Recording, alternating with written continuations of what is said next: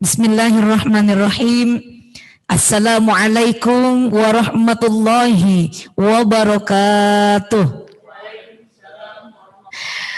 Alhamdulillah Bunda diberikan tema tentang lisan yang dicintai oleh Allah Subhanahu wa taala. Nah, ini lisan ini harus kita pelihara.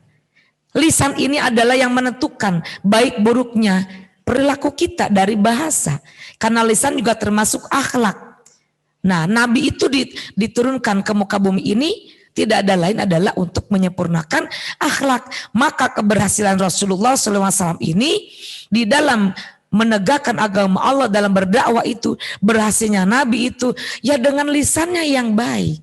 Bagaimana cara kita melatih lisan? Harus kembali kepada diri sendiri. Jikalau kita berbicara enak ketika mengucapkan, pasti diri kita juga merasakannya enak. Dan jikalau kita berbicara hati kita kok nggak enak ya, apalagi yang mendengarkan. Maka disinilah Allah menawarkan di dalam Al-Quran ada beberapa ucapan-ucapan yang bisa kita pilah dan pilih. Allah ternyata sudah menawarkan, Al-Quran sudah memberikan konsep dengan siapa kita berbicara, di tengah siapa kita berbicara.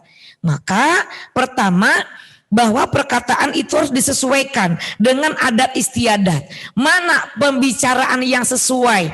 Ada yang disebut dengan qaul ma'ruf, pembicaraan yang baik, ya. Ketika kita berbicara itu harus dilihat siapa lawan berbicara kita. Jangan dipukul rata semua ketika kita berbicara itu. Kemudian ada lagi ucapan yang disampaikan, tersampaikan maksudnya. Nah, ini Al-Quran menawarkan qaul baligh.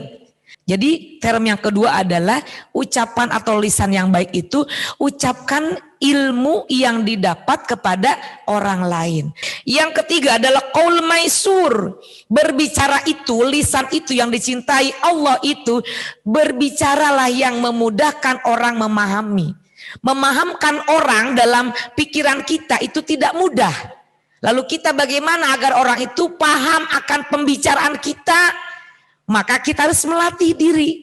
Ucapan lisan ketika kita berbicara harus tepat sasaran. Artinya kita tahu benar siapa yang diajak lawan berbicara.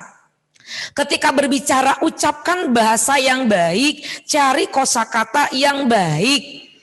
Ketika kita berbicara itu jangan pakai emosi. Berbicara itu lisan yang ketika kita menyampaikan pesan, menyampaikan perkataan itu bagaimana caranya agar membekas. Yang dimaksud dalam Al-Quran, qaul sabit adalah ucapan yang membekas terhadap kebaikan yang bisa membangkitkan kebaikan-kebaikan ke depannya. Itu yang diharapkan dalam Al-Quran. Berikut adalah qaul layin. Bagaimana lisan kita berbicara layin, soft, lembut. Nah, ini yang Rasul ajarkan kepada kita. Berbicara yang lemah lembut, terutama kepada orang tua. Ada lagi qaul thayyib. Ucapan yang baik. Ucapan yang baik itu yang seperti apa? Yang tepat, yang benar, yang akurat, yang tidak bohong, hoax. Kemudian ada lagi qaul salam.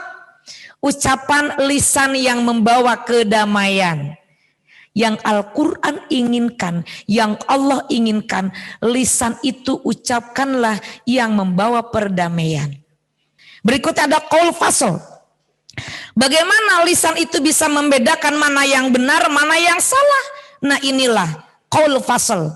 Ketika kita harus mengucapkan yang benar, ucapkan yang benar.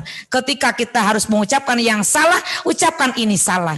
Ada lagi qaul saqil, ungkapan yang berat. Bagaimana ungkapan yang berat itu? Ketika kita susah mengucapkannya, maka kita jangan diucapkan. Karena ketika kita berbicara bukan pada tempatnya, bisa jadi niat baik dengan cara berbicara yang tidak baik, berakibat tidak baik kepada diri kita. Berikutnya ada lagi qaul radiyan, ungkapan yang diridhoi Allah. Allah menginginkan kita ini berbicara yang diridhoi, berarti ucapan yang diridhoi itu ucapan yang membawa hikmah.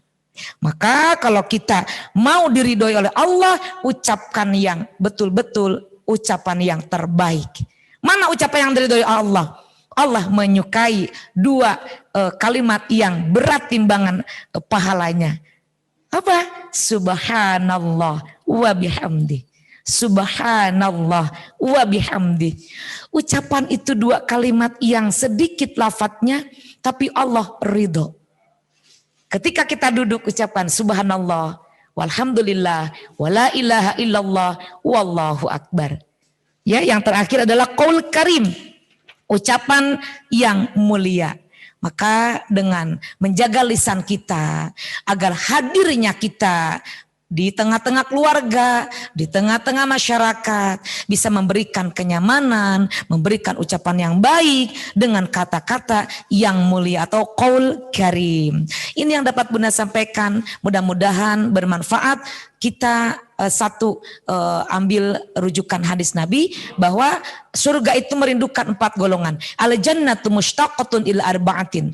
Talil Quran, wa hafidil lisan, wa muta'imul ji'an, wa saumi fi syahri Ramadan. Di antara 4 yang dirindukan surga ada wa hafidil lisan, orang yang bisa menjaga lisannya. Mari kita jaga lisan kita agar lisan kita selalu menyebut nama Allah, selalu membaca ayat-ayat Allah, selalu berbicara yang baik-baik. Insya Allah hari ini kita mendapatkan pencerahan ilmu dari Al-Quran. Mudah-mudahan bermanfaat.